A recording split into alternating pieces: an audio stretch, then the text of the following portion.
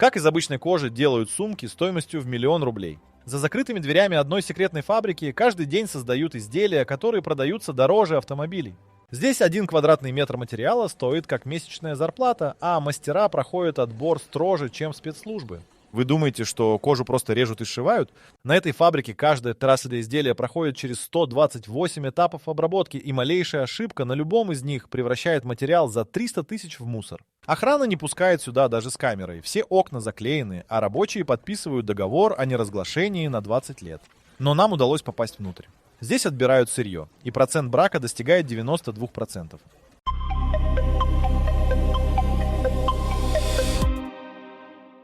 Первый цех встречает запахом дубильных веществ и идеальной чистотой. Из 100 шкур проходят проверку только 8. Мастер Сергей Викторович работает на фабрике 23 года и может определить качество кожи за 5 секунд одним прикосновением. Перед ним лежит партия из Италии. Каждая шкура стоит 80 000 рублей, но это не гарантирует качество. Сергей Викторович проводит ладонью по поверхности и сразу откладывает первую в сторону. Неравномерная толщина. Такой дефект заметен только на ощупь. Никакие приборы его не выявят. Вторая шкура уходит в брак через 10 секунд. Едва заметный шрам от колючей проволоки длиной 3 мм. На готовом изделии он проявится темным пятном через полгода носки. Третья шкура проходит первичный отбор. Сергей Викторович помечает ее мелом и передает на стол с подсветкой. Здесь включается лампа мощностью 12 000 люменов. Под таким светом видны все скрытые дефекты: растяжки, микротрещины, неравномерность структуры. Помощник мастера медленно проводит лупой по каждому квадратному сантиметру. Проверка одной шкуры занимает 40 минут. Находят дефект в центральной части. Участок размером с монету, где волокна расположены неправильно.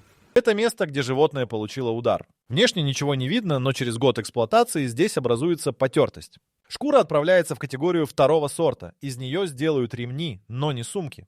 4, 5, 6. Брак. Сергей Викторович даже не тратит время на подробный осмотр. Его руки скользят по коже, и вердикт выносится мгновенно. 7-я шкура задерживает его внимание. Он проверяет ее дважды, вызывает второго эксперта. Они совещаются 3 минуты, сверяются с эталонными образцами. Шкура принята. Это вторая из партий. На столе появляется прибор для измерения толщины. Идеальная кожа имеет равномерность в пределах 0,2 мм по всей площади.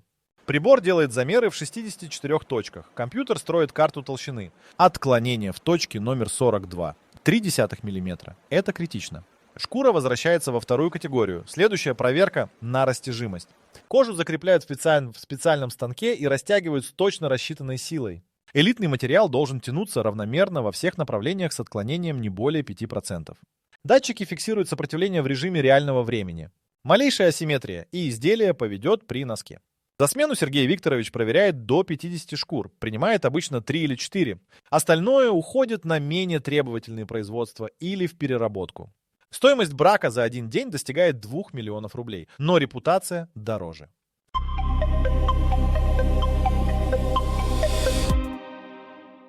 Принятые шкуры попадают в цех дубления, где их погружают в барабаны высотой 3 метра. Внутри каждого барабана вращается раствор, рецепт которого держится в секрете уже 47 лет. Состав знают только 3 человека на всей фабрике, и они никогда не летают одним самолетом. Температура раствора ровно 37 градусов. Отклонение даже на полградуса испортит структуру кожи. Шкуры вращаются в барабане 16 часов без остановки. За это время раствор проникает в каждое волокно на молекулярном уровне. Технолог Марина Сергеевна каждые 2 часа берет пробы и проверяет их под микроскопом.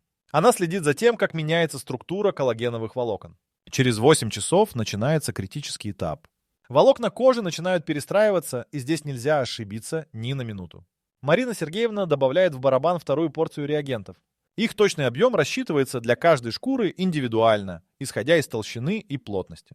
Ошибка в дозировке на 50 мл превратит материал за 100 000 в жесткую корку. После 16 часов вращения барабаны останавливают. Шкуры выгружают и промывают в дистиллированной воде. Обычная водопроводная не подходит. Примеси железа оставят на коже рыжие разводы, которые проявятся через месяц. Промывка идет в 7 этапов, каждый по 20 минут. Воду меняют полностью после каждого цикла. Следующий этап – нейтрализация. Шкуры помещают в ванны с раствором, который останавливает все химические процессы внутри материала. Здесь они лежат ровно 4 часа. Технолог проверяет уровень кислотности каждые 30 минут. Показатель должен быть строго 4,5. Меньше кожа будет разрушаться при носке. Больше дом станет ломкой. После нейтрализации начинается жировка. В кожу втирают специальный состав из натуральных масел.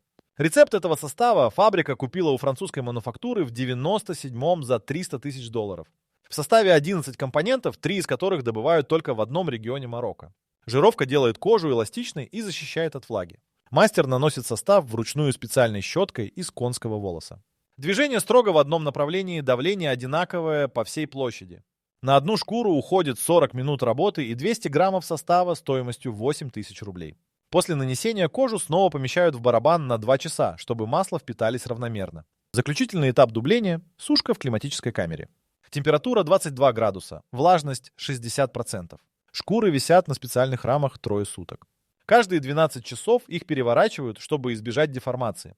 В камере установлены датчики, которые контролируют процесс. Если влажность упадет ниже 58% хотя бы на час, кожа пересохнет и потрескается. После сушки материал проверяют заново. Процент брака на этом этапе 20%. Дубление может проявить скрытые дефекты, которые не заметили при первичном отборе. Бракованные шкуры отправляют на производство аксессуаров попроще.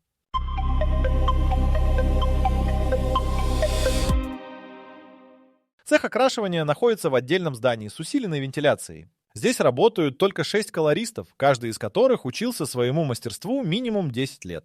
Главный колорист Андрей Петрович смешивает краски по формулам, которые записаны в единственном экземпляре и хранятся в сейфе. Клиент заказал партию сумок цвета полуночный сапфир. Это не просто темно-синий. Это сложный оттенок с переходами, который меняется в зависимости от освещения. Андрей Петрович достает образец, присланный заказчиком. Маленький квадратик ткани размером 3 на 3 см. Его задача – воспроизвести этот цвет на коже с точностью до мельчайшего оттенка. Он начинает с базовой формулы. Берет 7 пигментов из запертого шкафа, где хранится 143 вида красителей. Некоторые из них стоят 200 000 рублей за килограмм и производятся только одной фабрикой в Швейцарии. Андрей Петрович взвешивает каждый компонент на весах с точностью до 100 грамма. Ошибка в 0,03 даст другой оттенок. Смешивание идет в титановой емкости при температуре 45 градусов. Пигменты добавляются строго по очереди с интервалом в 2 минуты. Андрей Петрович помешивает состав стеклянной палочкой ровно 120 раз по часовой стрелке. Скорость и направление важны, от этого зависит, как пигменты распределятся в растворе. Первый тестовый образец наносится на кусочек кожи из той же партии. Краска должна сохнуть ровно 30 минут при комнатной температуре. Андрей Петрович уносит образец к окну, затем под лампу дневного света, потом под галогенную. Цвет не совпадает. Под естественным светом слишком много фиолетового подтона. Он возвращается к формуле и корректирует пропорции. Уменьшает долю ультрамаринового пигмента на 0,08 грамма, добавляет каплю черного. Второй образец. Снова 30 минут ожидания. На этот раз ближе, но под галогенной лампой появляется зеленоватый отлив. Такого не было на эталоне. Третья попытка. Андрей Петрович вводит в формулу нейтрализатор, редкий компонент на основе оксида титана. Его добавляют буквально на кончике ножа. 4-й, 5-й, 6-й образец. На подбор одного оттенка уходит 5 часов работы и 17 тестовых выкрасок. 7-й образец совпадает идеально. Андрей Петрович проверяет его под всеми источниками света, включая ультрафиолетовую лампу. Цвет стабилен. Теперь нужно увеличить формулу для окрашивания целой партии. Он умножает все пропорции на коэффициент, но это непростая арифметика. При больших объемах химические реакции идут иначе, поэтому в формулу вносятся поправки. Готовый краситель заливают в барабан. Шкуры погружаются в него и вращаются в 8 часов. Температуру поддерживают строго 42 градуса. Каждый час Андрей Петрович останавливает барабан и проверяет равномерность окрашивания. Краска должна проникнуть на глубину 2 мм, не больше и не меньше. После окрашивания следует закрепление цвета. Шкуры обрабатывают фиксирующим составом, который запечатывает пигмент внутри волокон. Без этого этапа краска начнет выцветать через полгода носки. Фиксация длится 4 часа, затем снова промывка в 7 этапов и сушка 2 суток.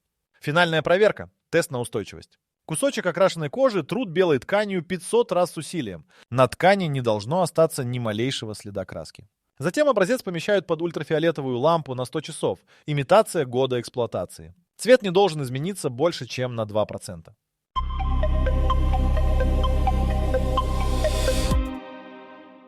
Окрашенная кожа поступает к раскройщику Владимиру Ильичу, который работает на фабрике 31 год.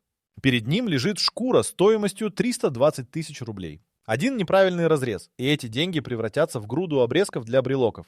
Владимир Ильич раскладывает на столе лекала будущей сумки. Их изготовили из тонкого металла по чертежам дизайнера с точностью до 10 мм. Всего 23 детали, и каждая должна быть вырезана из определенной части шкуры. Центральная панель сумки идет только из хребтовой части. Там кожа самая плотная и не растягивается. Боковые элементы вырезают из области ближе к животу, где материал мягче и эластичнее. Он изучает шкуру под мощной лампой, отмечая мелом каждый участок. Здесь едва заметное утолщение. Туда пойдет ручка, нагрузка скроет неравномерность. Там микроскопический рубец, из этого места вырежет внутренний карман, который не будет виден. Владимир Ильич составляет карту раскроя в уме, учитывая направление волокон, растяжимость и толщину каждого квадратного сантиметра. Главная сложность совместить все детали так, чтобы рисунок текстуры был непрерывным. На готовой сумке швы должны быть практически невидимы, а естественный узор кожи перетекать с одной панели на другую. Для этого Владимир Ильич раскладывает лекало на шкуре, передвигает, поворачивает, снова передвигает. На один раскрой уходит до 3 часов планирования. Когда схема готова, он берет специальный нож. Лезвие сделано из японской стали и заточено под углом 17 градусов. Такие ножи затачивают только в одной мастерской в Токио, и каждый стоит 80 тысяч рублей. Владимир Ильич меняет лезвие после каждых 10 разрезов. Малейшее затупление даст неровный край. Первый разрез идет вдоль хребта. Рука движется уверенно, без остановок, любая заминка оставит зазубрину на краю. Нож проходит сквозь кожу толщиной 2,5 мм за один проход, не оставляя заусенцев. Владимир Ильич режет на специальной подложке из мягкого пластика, которая не тупит лезвие и поддерживает кожу снизу. Вторая деталь – центральная панель. Это самый ответственный элемент сумки, который все видят первым. Лекало укладывается строго по центру хребтовой части, где нет ни единого дефекта. Владимир Ильич обводит контур тончайшей линией специального мела, который исчезнет через час. Затем режет, ведя нож строго по разметке с отклонением не более 0,2 мм. Каждую вырезанную деталь он сразу нумерует с изнанки и записывает в журнал. Указывает, из какой части шкуры вырезана, под каким углом к хребту, какая толщина. Эта информация понадобится швее. Она должна знать все характеристики каждого кусочка, чтобы правильно настроить натяжение нити. Из одной шкуры получается материал только на одну сумку среднего размера. Остаются обрезки общей площадью около 30%. Их не выбрасывают, из них сделают мелкие аксессуары или внутренние элементы других изделий. Но на производстве строго следят, чтобы обрезки не попали на рынок отдельно. Это может повредить репутации бренда. Владимир Ильич вырезает последнюю деталь – узкую полоску для окантовки молнии. Ширина строго 8 мм по всей длине. Он проверяет штангенциркулем в 10 точках. Везде ровно 8. Комплект деталей готов. Их укладывают в специальный лоток, накрывают тканью и передают в швейный цех. До начала сборки они должны отлежаться 6 часов при комнатной температуре. Это снимает внутреннее напряжение материала после резки.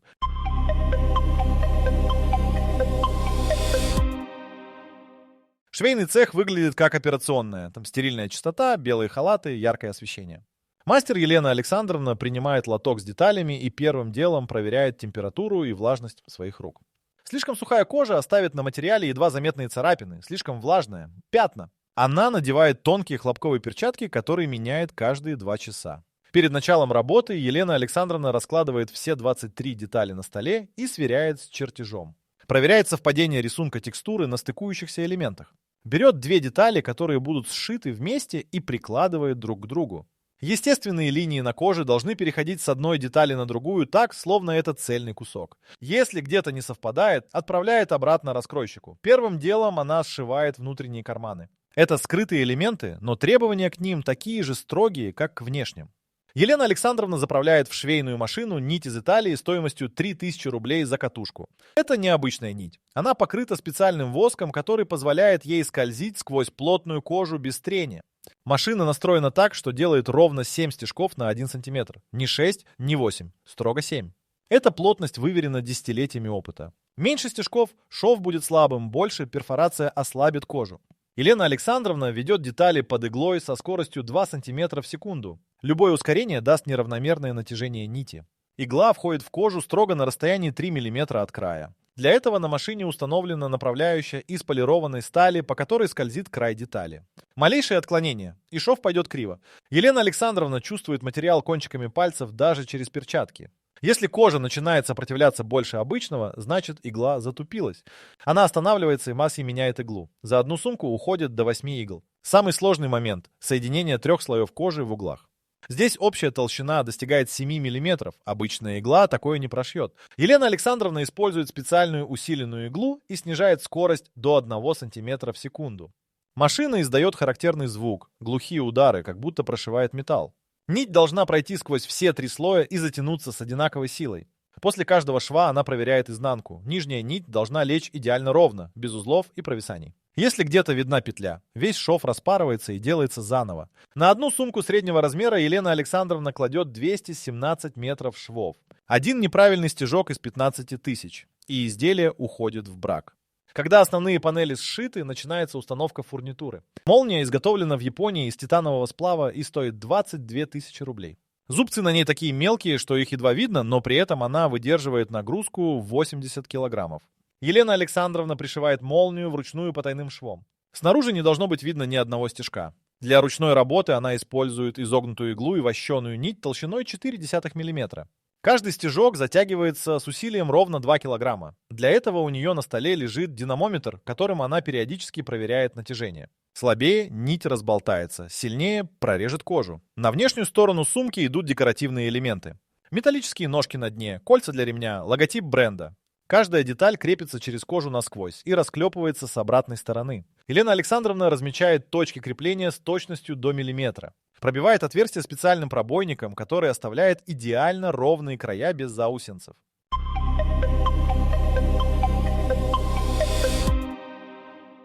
Седельный шов считается венцом мастерства, и его делает только один человек на фабрике – Игорь Степанович. Ему 63 года, и последние 40 он шьет исключительно вручную. На его рабочем столе нет швейной машины, только набор игл, наперсток из бычьего рога и моток нити. Игорь Степанович берет две детали, которые нужно соединить, и зажимает их в специальных тисках.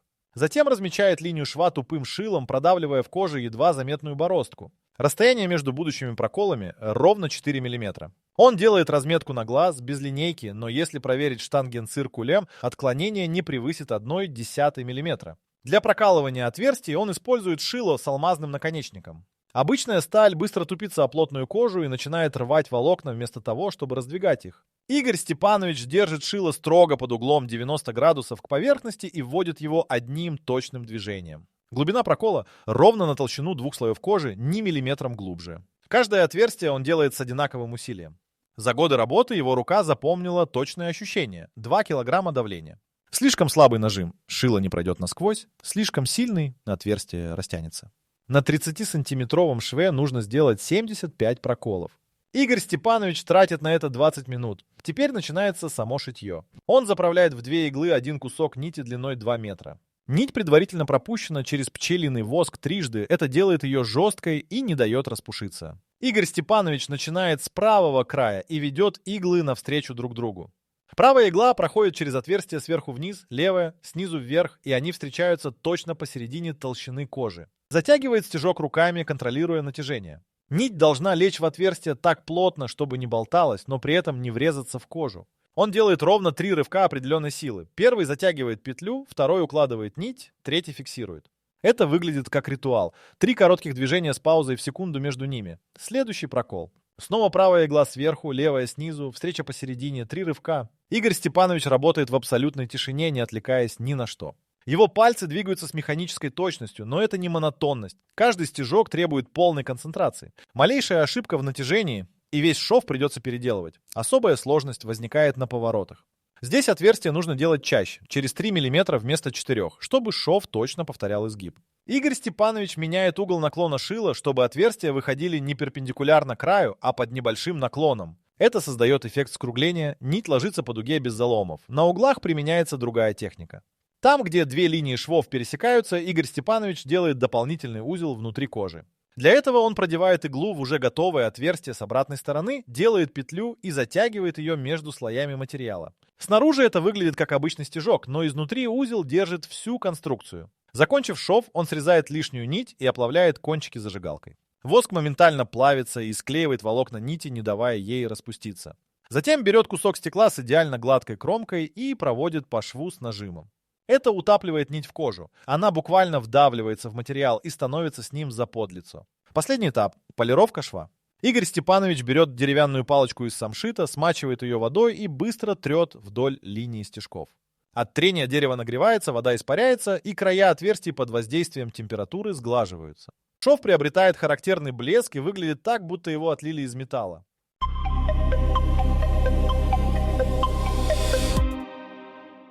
Готовая сумка попадает в отдел контроля качества, где ее ждет инспектор Татьяна Владимировна. Она осматривает изделие уже 19 лет и отбраковывает каждую третью сумку, которая к ней попадает. Ее глаз замечает дефекты, невидимые для обычного человека. Первым делом она кладет сумку на специальный стол с подсветкой снизу. 6 ламп разной цветовой температуры позволяют увидеть все неровности окраски. Татьяна Владимировна включает их по очереди и медленно поворачивает изделие. Под холодным светом проявляется едва заметное пятно размером с булавочную головку на боковой панели.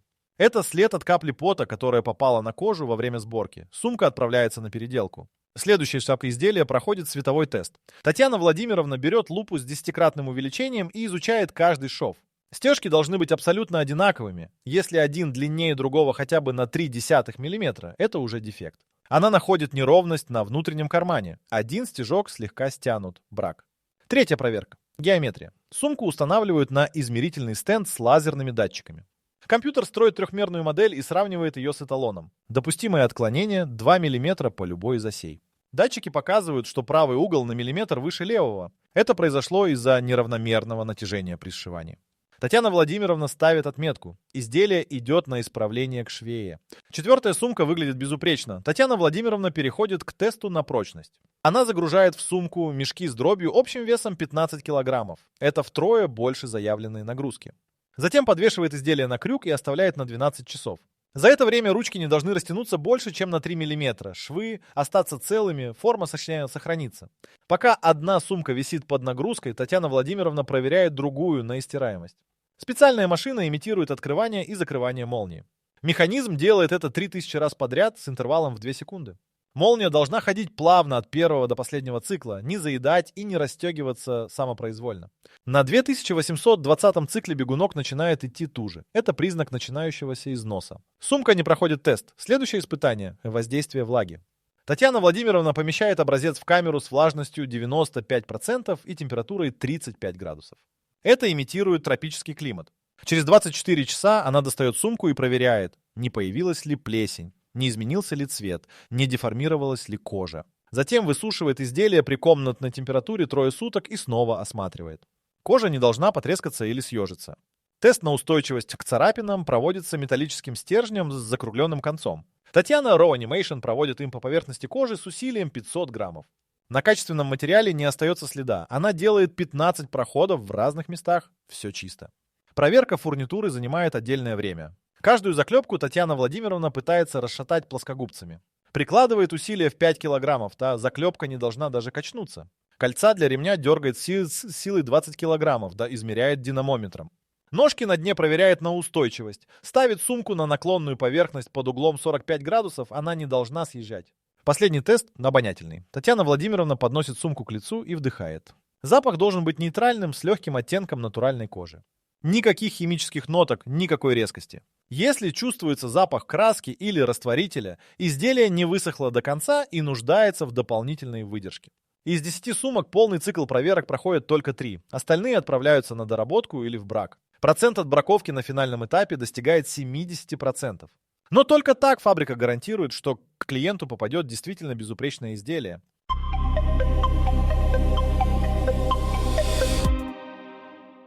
Сумка, прошедшая все проверки, попадает к полировщику Михаилу Геннадьевичу. Его работа Бердасин – превратить качественно краденое изделие в произведение искусства.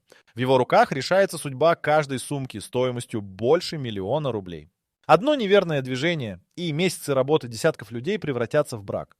Михаил Геннадьевич начинает с того, что надевает белые перчатки и протирает руки специальным составом, убивающим все бактерии. Даже микроскопические остатки жира с пальцев могут оставить на коже пятна, которые проявятся через год. Он укладывает сумку на бархатную подушку и включает направленный свет. Угол падения лучей ровно 45 градусов. При таком освещении видны все микронеровности поверхности. Первый этап – выравнивание. Михаил Геннадьевич берет агатовый камень размером с перепелиное яйцо, отполированный до зеркального блеска. Этот камень достался ему от отца, который тоже работал полировщиком. Агату больше 30 лет, и за это время он притерся к руке так идеально, что стал продолжением пальцев. Он начинает водить камнем по поверхности кожи круговыми движениями. Давление строго контролируется. 800 граммов, не больше и не меньше. Слишком слабый нажим не даст эффекта, слишком сильный повредит структуру материала. Михаил Геннадьевич делает ровно 12 круговых движений на каждом участке размером 5 на 5 сантиметров. Агат разглаживает волокна кожи, укладывает их в одном направлении. Поверхность начинает приобретать характерный глубокий блеск. Это не масляный или восковой блеск, это свечение изнутри, когда свет проникает в верхний слой кожи и отражается от уплотненных волокон. На одну сумку среднего размера уходит 4 часа непрерывной полировки. Михаил Геннадьевич работает в полной тишине. Включает таймер и делает перерыв каждые 20 минут ровно на 3 минуты. Это необходимо, чтобы рука не устала и давление оставалось одинаковым. Усталость приводит к неравномерности. Где-то он нажмет сильнее, где-то слабее, и на готовом изделии это будет видно как разница в блеске. Углы и швы требуют особой техники. Здесь Михаил Геннадьевич использует не круговые, а прямые движения вдоль линии шва. Камень проходит строго параллельно стежкам, утапливая их глубже в кожу. После полировки шов становится почти невидимым. Его можно обнаружить только на ощупь. Самый критический момент – полировка логотипа.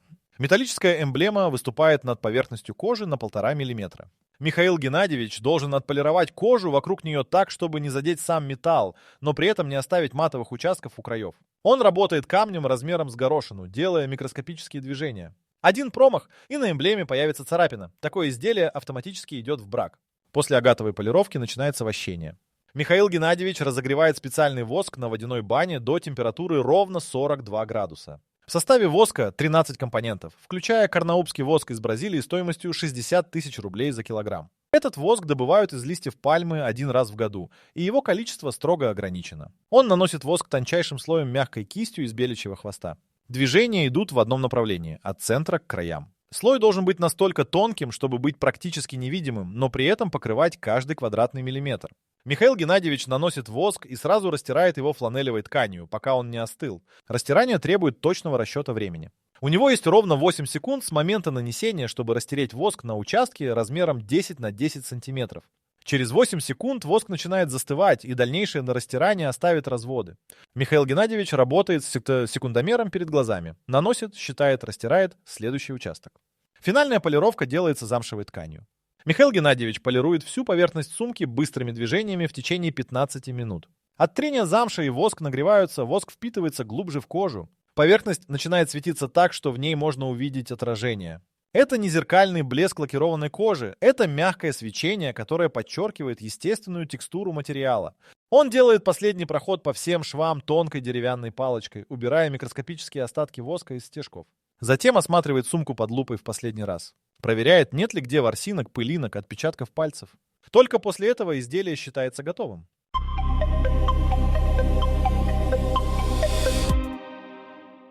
Готовая сумка упаковывается в коробку из итальянского картона стоимостью 12 тысяч рублей. Внутри содержит мешочек из натурального хлопка, сертификат подлинности с индивидуальным номером и небольшой флакон средства для ухода. Само изделие оборачивают в бескислотную бумагу, которая защищает кожу от окисления при хранении. На фабрике ведется строгий учет каждой произведенной вещи. В базе данных хранится полная история. Какая шкура использовалась, кто ее обрабатывал, сколько времени заняла каждая операция, какие материалы применялись. Если через 10 лет владелец принесет сумку на ремонт, мастера смогут поднять всю информацию и использовать точно такие же компоненты. Цена готового изделия начинается от 1 миллиона 200 тысяч рублей. Это не наценка ради наценки, это реальная стоимость работы. Из 100 поступивших на фабрику шкур только 2 превратятся в готовые сумки высшей категории. Остальные 98 уйдут в брак на разных этапах или станут изделиями более низкого класса. На создание одной сумки уходит 47 дней чистого рабочего времени. Это без учета сушки и выдержки материалов. Если считать календарные дни, от поступления сырья до упаковки проходит 4 месяца. За это время через изделие проходят руки 23 специалистов, каждый из которых имеет квалификацию не ниже 10 лет опыта. Стоимость материалов на одну сумку – 380 тысяч рублей. Сюда входит кожа, нитки, фурнитура, красители, воски, упаковка. Еще 220 тысяч – зарплата мастеров. 150 тысяч – амортизация оборудования и содержание производственных помещений. Остальное, что это наценка бренда, маркетинг и прибыль. Но главная ценность не в цифрах. Владелец такой сумки получает изделие, которое прослужит минимум 20 лет при ежедневном использовании. Кожа не потрескается, не потеряет форму, не выцветит. Швы не разойдутся, фурнитура не сломается. Более того, с годами сумка будет выглядеть только лучше. Кожа приобретет благородную патину, станет мягче и податливее. Фабрика дает пожизненную гарантию на все свои изделия. Если что-то сломается, вы отремонтируют бесплатно. Если кожа вдруг начнет трескаться, заменят панели. Даже через 30 лет после покупки сумку примут на обслуживание и вернут в идеальном состоянии. Самая дорогая сумка, произведенная на этой фабрике, ушла с молотка на аукционе за 7 миллионов рублей. Ее делали 6 месяцев для частного заказчика. Использовали кожу редкого оттенка, который получили после 250 попыток подбора красителя. Все металлические элементы изготовили из белого золота. Внутреннюю подкладку сшили из японского шелка стоимостью 80 тысяч за погонный метр. Так как из обычной кожи делают сумки стоимостью в миллион, ответ прост – никак. Потому что после того, что происходит на этой фабрике, кожа перестает быть обычной. Она проходит через 128 этапов обработки, через руки мастеров с суммарным опытом в 300 лет, через проверки жестче, чем на космических производствах. И в итоге превращается в материал, который по характеристикам превосходит то, что создала природа.